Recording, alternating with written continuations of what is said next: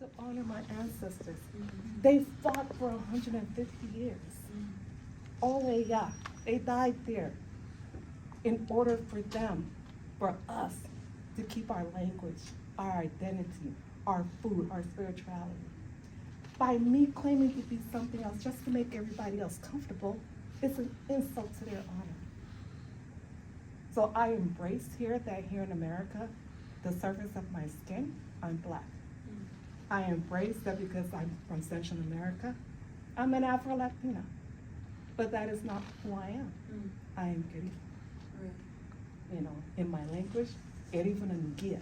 That means I am Garifuna and I'm proud. But it doesn't take away from all of the diversity, the beauty. We all come from a nationality and ethnicity that we should all be proud of. You know, we're all immigrants to this country, and we should be proud of where our grandparents, our ancestors came from. We shouldn't just be in this narrow box of America of just check Black, check white, check Latino, check Chinese.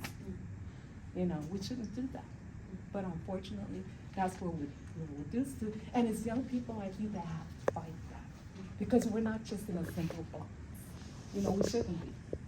Because it's the diversity of all of us that make us beautiful. We each have everything to bring in and learn from everybody from throughout this world. When I meet another person from another culture, where are you from and what do you like to eat? Because I love to eat. You know, and I'm one of those persons that I try anything one time. You know, I like to hear about you. Who are you? You know, don't tell me your name. You know, no, who are you? Tell me about your ancestors. Where you come from? And I get so excited. I'm like, oh, like my grandmother. And I'm like, oh, isn't it amazing? You know, and being in psychology background, when people will come into my office and first time meeting, and hi, I'm schizophrenic. I'm like, hi, schizophrenic, nice to meet you. You know, I'm like, really? Like, that's how you're introducing yourself? Like, our first contact, you know, and you, hi, I'm bipolar. Hi, bipolar, nice to meet you. I'm like, can you tell me about yourself? The first question I ask them when I'm meeting with them for a session is, can you tell me about yourself? And the first thing they use is their diagnosis. I'm this. And I'm like, can you tell me about who you are? Tell me about your family. Tell me about where you came from. Because I want to get to know the person besides the diagnosis. And to me, I want to get to know everybody besides the color that we're labeled with.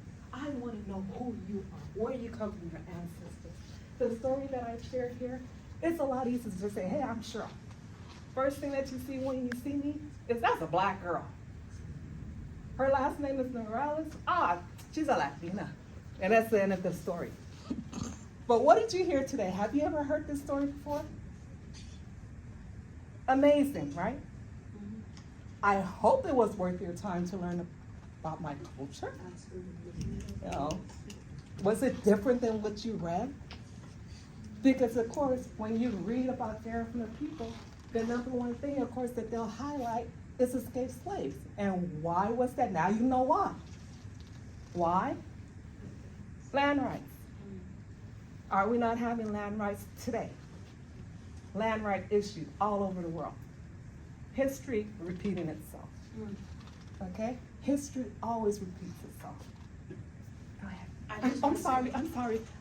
She had her, I really need to go to you, but I'm sorry, go ahead. No, you're good.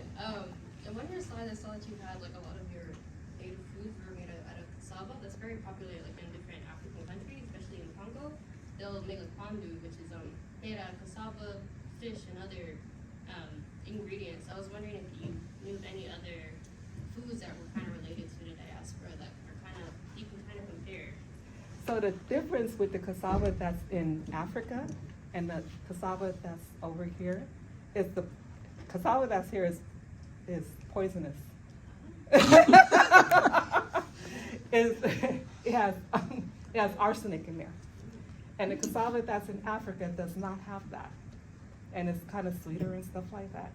So the first thing that we do when we're preparing this is that we have this device, we call it, it's like a mesh device. We call it a snake because as long as it comes from there to like here, and then there's the part that comes out where they put a stick in it or squeeze out the poison out of the cassava. So we can't just grape the cassava like how they do in Africa and just make whatever, because our stuff is poisonous. So that's the first process, is you gotta squeeze out the poison out of that cassava root. And then the white part that comes out is the poisonous part, and we know that we have to ferment that.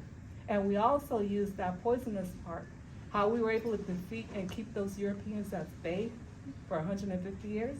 We dip our arrow, we dip our sword, you know, and we also hunt it with it. If you put too much, if you put a little bit, it kind of paralyzes you. But if you dip that in real good, it's gonna kill you. You know, so when they wonder, how are we able to fight these people with all their weapons for 150 years? We use poison. We poison their butts. I mean, it's our history. That's what we did. It was war. Again, we had 2 wars. First Carib War, Second Carib War. You know, so that was one of the things. So again, poison, we take out the poison, we shift it, and then we would make all these, everything. We make porridge out of it, we make different things out of it. We make rum out of it, wine, you know, we make everything out of it. So, so as far as the different things, I know they're always trying to like compare, like, that's one of the things. They're like, well, you guys eat cassava like they do in Africa. And I was like, but is theirs poisonous? They're like, no, I don't think so. You know? So what the different things that they do in cassava, I know they do like something that looks similar to like the planting that's mashed. I forget what it's called. We don't do anything mashed like that with cassava. These are the things that we do with cassava. Again, we make porridges. We, you know, this is our bread and everything like that. This is our everyday thing.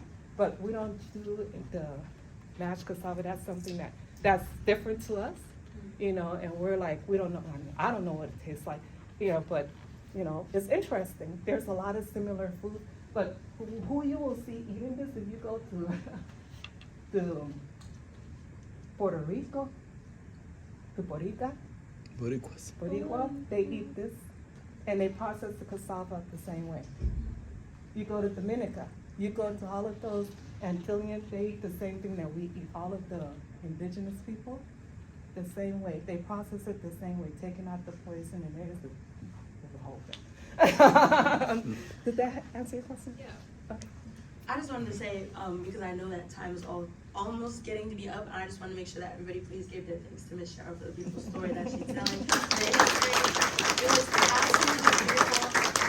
And I just want people to have the opportunity to come up and speak to you individually, also mingle over some food that we have. So I just wanted to open up the floor for that as well. So everybody please go ask your questions. The history is rich and beautiful, and we all want to know. But I also do know it's coming to the end, so I just want to make sure that we have all the time. And if you have any questions, you could also, we have a YouTube channel, Gahfu, we have lessons, we have presentations and stuff like that. So go on Gahfu TV and you'll be able to find stuff about it.